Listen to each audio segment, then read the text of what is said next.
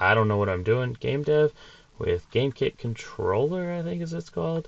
And I'm Mark, and this is my little penguin here.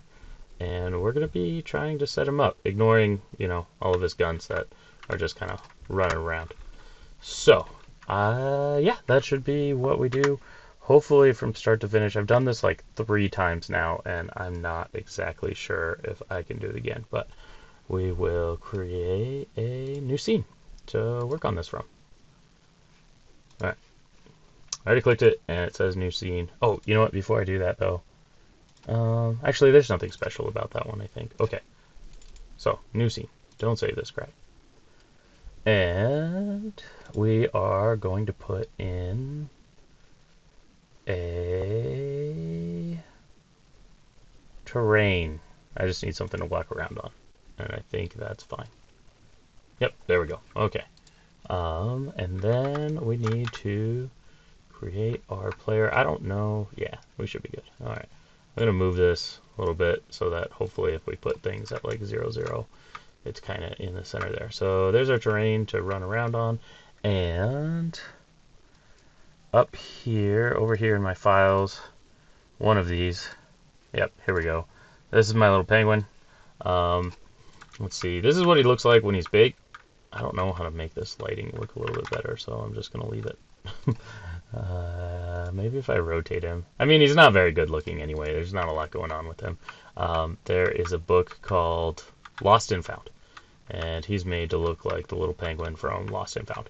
And then here's one that is small, because there is a stuffed animal that we have named Ollie, and this is, he came from the little book, and he's small.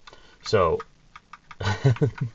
he's maybe like a foot tall. So working on making some game stuff with the scaled Ollie and not a big Ollie. Either one of them look kind of funny running around, but yeah, those were made I think in Blender following like a tutorial. It was a long time ago.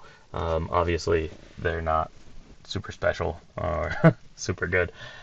Let's go to GameKit controller. So this is where you create a new character. Character type, player. I don't think I need a custom prefab. Let's just drag it in. I think that's easier. Alright, so this is what I need. I think this, again, I've done this a couple times, and I'm pretty sure. Instantiate, character, prefab. Show settings. Alright, so I'm not going to worry about all of these. There's a couple different modes. I'm not going to turn anything off. I don't know what generic model name is. Oh, start game. I've never touched that. So in game controller, there's weapons, and it comes with like some guns, powers.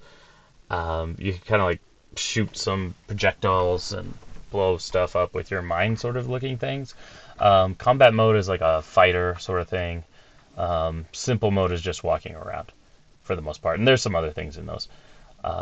Setting some health, things like that. I'm just gonna move past these a little bit. So, camera. This was the first thing, and probably the most useful thing that gonna cover here that might be a little different from just generic creation. Let's see. Can I scroll this thing down? Okay. For some reason, this always gets way too large on my screen. Like underneath camera there is a button for create player, and I'm going to hit that now. Okay, so there we go. We've created Ollie. So here is Ollie. So let's hide all these guns and stuff. That will be good. If we go to player weapons, I'm just going to hide them like that.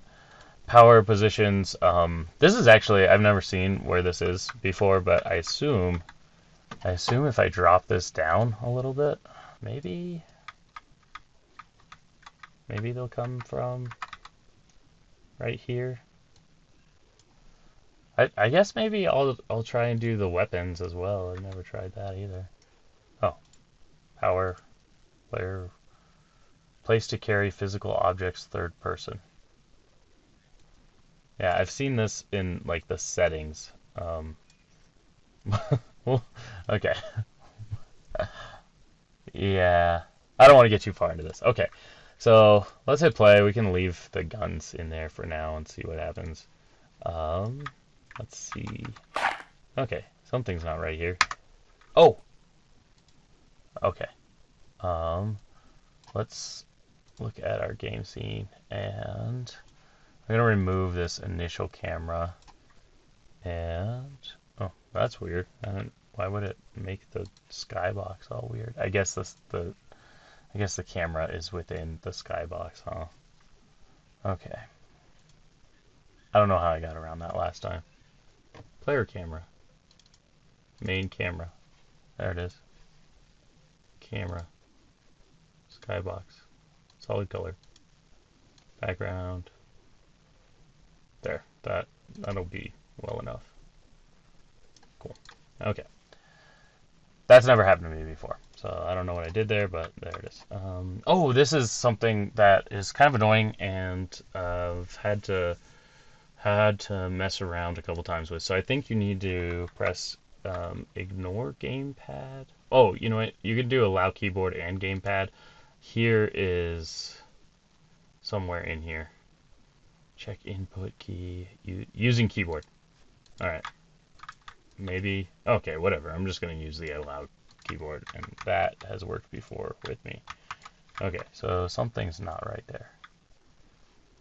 Oh, well, I didn't hit play again. I don't know what I did. Okay, so you can see he's moving around. He's got everything attached. I don't know what'll happen. Yeah, it doesn't seem to have moved where he holds it from. I like how when he's like all scaled wrong, he tries to hold. I don't know if you can kind of tell. Oh, shoot. You can kind of see how he's lifting up his arms to try and hold like the gun up there and get his little flippers on it. Okay. So he's created. That's pretty quick. And then this is the part that I think is worth showing and isn't super complicated. There's a lot that this controller does, and I think there's just a lot of places where I wouldn't even say the documentation is bad. I'd just say like it takes a little while to find sometimes. So here are the camera states, and it comes with 40, I guess, currently, and I've never really played with them. I think Racoon View third person would probably be the best by default. I haven't tried. So let's do it like this first. Let's hit play and see where we get Racoon View third person. Yeah, there we go. That's pretty solid. He's kind of like right there. Suddenly he's looking up though. Oh, maybe because his neck is kind of built that way in third person. And I don't know, can I zoom in more?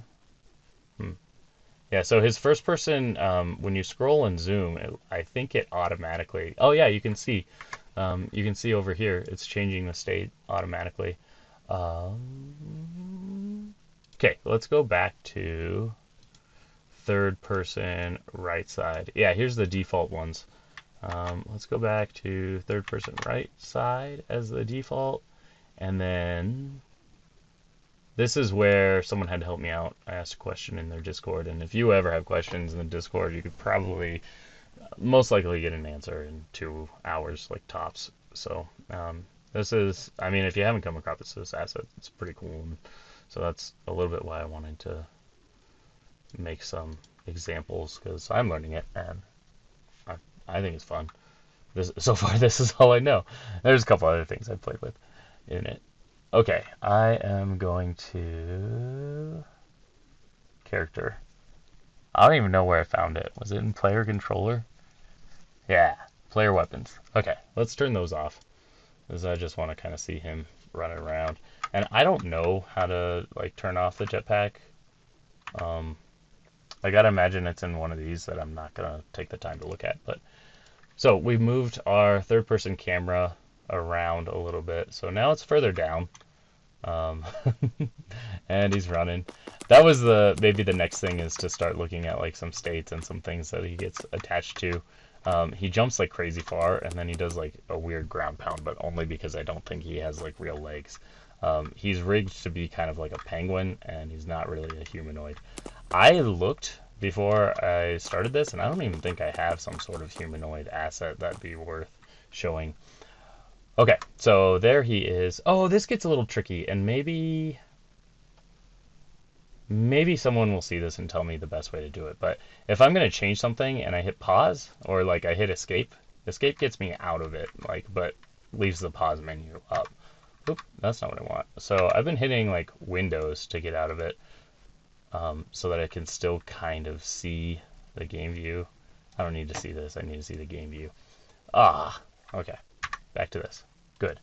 Now we should be out of it. Now let's go back to player one. I don't know what those do. Maybe I'll ask sometime. Player camera. Okay. Oh, it looks like it did kind of adjust it, but come on. Am I not in third person right side? I am. Do I have to click like an update button? I feel like once I've done this and it just kind of worked. Current state name. Third person right side. Oh. Oh, no, that's kind of doing it. All right, let me get out of it again. Let's put this kind of back at 0.